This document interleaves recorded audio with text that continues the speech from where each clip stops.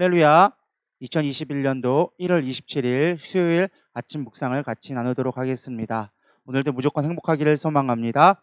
우리 찬송가 내가 주인 삼은 찬양 올려드리면서 묵상 시작하도록 하겠습니다.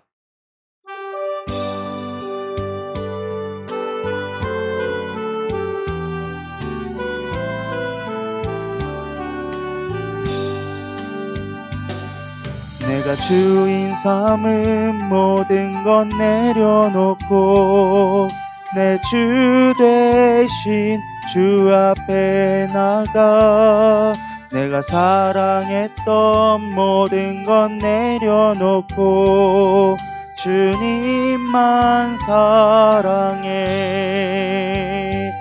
주 사랑 거친 풍랑에도 깊은 바다처럼 나를 잠잠케 해. 주 사랑 내 영혼의 반석 그 사랑 위에 서리. 아멘. 오늘 같이 은혜 나눌 말씀은 마태복음 7장 1절에서 12절 말씀입니다. 마태복음 7장 1절에서 12절 제가 봉독해 올려드리도록 하겠습니다. 비판을 받지 아니하려거든 비판하지 말라. 너희가 비판하는 그 비판으로 너희가 비판을 받을 것이요 너희가 헤아리는 그 헤아림으로 너희가 헤아림을 받을 것이니라. 어찌하여 형제의 눈 속에 있는 티는 보고 내 눈 속에 있는 들보는 깨닫지 못하느냐. 보라, 내 눈 속에 들보가 있는데 어찌하여 형제에게 말하기를 나로 내 눈 속에 있는 티를 빼게 하라 하겠느냐. 외식하는 자여 먼저 내 눈 속에 들보를 빼어라. 그 후에야 밝히 보고 형제의 눈 속에서 티를 빼리라. 거룩한 것을 개에게 주지 말며 너희 진주를 돼지 앞에 던지지 말라. 그들이 그것을 발로 밟고 돌이켜 너희를 찢어 상하게 할까 염려하라. 구하라, 그리하면 너희에게 주실 것이요 찾으라, 그리하면 찾아낼 것이요 문을 두드리라, 그리하면 너희에게 열릴 것이니 구하는 이마다 받을 것이요 찾는 이는 찾아낼 것이요 두드리는 이에게는 열릴 것이니라. 너희 중에 누가 아들이 떡을 달라 하는데 돌을 주며 생선을 달라 하는데 뱀을 줄 사람이 있겠느냐. 너희가 악한 자라도 좋은 것으로 자식에게 줄 줄 알거든 하물며 하늘에 계신 너희 아버지께서 구하는 자에게 좋은 것으로 주시지 않겠느냐. 그러므로 무엇이든지 남에게 대접받고자 하는 대로 너희도 남을 대접하라. 이것이 율법이요 선지자니라. 아멘. 우리가 신앙생활을 하다 보면 많이 듣는 이야기 중에 하나가 거룩해야 된다라고 얘기합니다. 거룩하다라는 말은 다른 말로 얘기하면 경건해야 된다라고 얘기합니다. 많은 사람들이 경건하면 사실 많은 생각들을 하게 되어집니다. 여러분들은 경건하면 어떠한 생각이 먼저 드십니까? 아마 대부분 사람들은 경건하면 금식하고 구제하고 기도하고 말씀 열심히 보는 것을 경건 생활이다라고 생각하는 것 같습니다. 물론 이건 외적으로 많이 이건 필요한 분명한 훈련의 도구인 것은 사실입니다. 기도도 필요하고요, 금식도 필요하고 구제하고 선교하는 것이 경건에 있어서 정말 중요한 도구이긴 분명한 사실입니다. 하지만 그러나 그것을 했다고 우리가 경건의 능력을 보장받는 건 아니라는 것입니다.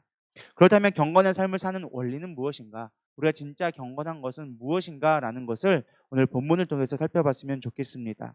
경건의 능력은 드러나는 것보다는 내적에 내 안에 오히려 더 많이 치중된 것을 생각해 볼 수 있습니다. 오늘 본문을 통해 보면은 경건의 삶을 살아가는 몇 가지 교훈을 얘기해 주는데요. 첫 번째는 경건한 삶은 자기 성찰에서 시작된다라는 것입니다. 1절에 보면 비판을 받지 아니하려거든 비판하지 말라. 너희가 비판하는 그 비판으로 너희가 비판을 받을 것이요 너희가 헤아리는 그 헤아림으로 너희가 헤아림을 받을 것이니라. 경건에 있어서 중요한 원리는요, 타인에게 있는 것이 아니라 나에게 경건의 능력이 있다라는 것을 바라볼 수 있어야 합니다. 무엇보다 심판은요, 하나님의 영역입니다. 누군가의 비판하고 평가하는 것은 우리가 해야 할 일이 아니라 하나님이 하셔야 할 일이라는 것입니다. 근데 사람의 눈이라는 게 항상 보게 되어 있다 보니까 남을 쉽게 보고 남을 판단하게 되어집니다. 우리는 이 육적인 눈이 아니라 마음의 눈을 들어서 내 안을 먼저 살펴볼 수 있는 자가 되기를 소망합니다. 눈이 항상 남에게 향해져 있다 보니까 도우라고 남을 돕고 살펴보라고 준 두 눈을 우리는 나도 모르게 비판하고 정죄하는 데 사용하고 있다라는 것입니다. 따라서 경건은요, 마음의 눈으로 나를 먼저 생각해 볼 수 있는 깊이 있는 성찰이 좀 필요한 것 같습니다. 본문에서 비판은 결국 나에게 돌아오는 부메랑과 같다라고 얘기합니다. 누군가를 비판하면 그 비판이 나에게로 돌아온다라는 것입니다. 되로 주고 말로 받는 것처럼 우리는 남에게 비판하면 더 많은 것으로 비판을 받게 되어진다라는 것입니다. 오늘 경건한 삶을 살기 원한다면 먼저 내 스스로를 돌아볼 수 있어야 합니다. 요한일서 1장 9절은 이렇게 얘기합니다. 만일 우리가 우리의 죄를 자백하면 그는 미쁘시고 의로우사 우리의 죄를 사하시며 우리를 모든 불의에서 깨끗하게 하실 것이요 라고 얘기하고 있습니다. 사랑하는 신원성도 여러분, 우리가 무엇보다 내 먼저 죄를 하나님 앞에 아뢰 수 있는 자가 되어져야 합니다. 그래야 신실하신 하나님, 미쁘신 하나님이 우리를 지켜주시고 보호해 주시고 용서해 주신다라는 것입니다. 경건의 시작은 나를 살피는 것부터 시작되는 것입니다. 두 번째로 경건한 삶은요, 거룩한 것을 찾는 데서 시작되어집니다. 우리가 왜 기도해야 되고 말씀을 봐야 합니까? 하나님을 찾기 위한 것이 바로 그 말씀과 기도이기 때문에 그렇습니다.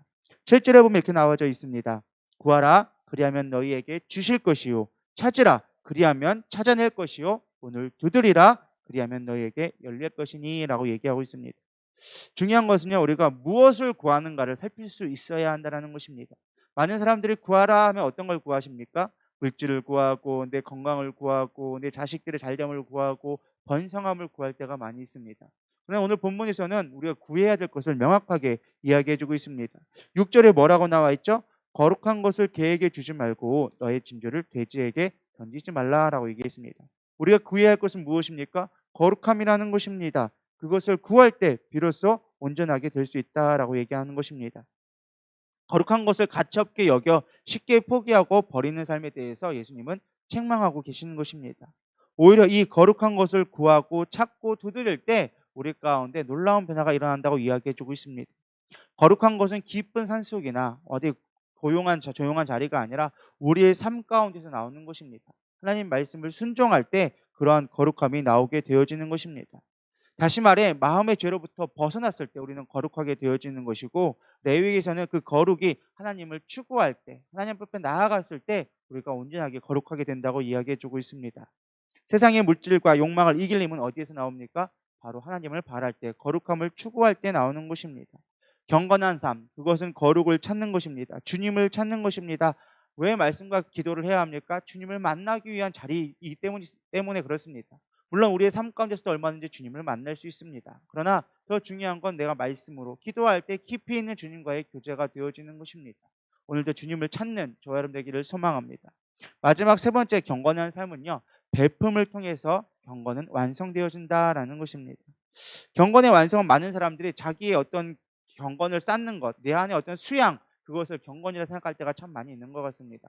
그러나 진정한 경건은 나눔과 베품에서 시작되어진다는 것입니다. 12절에 이렇게 나와져 있습니다.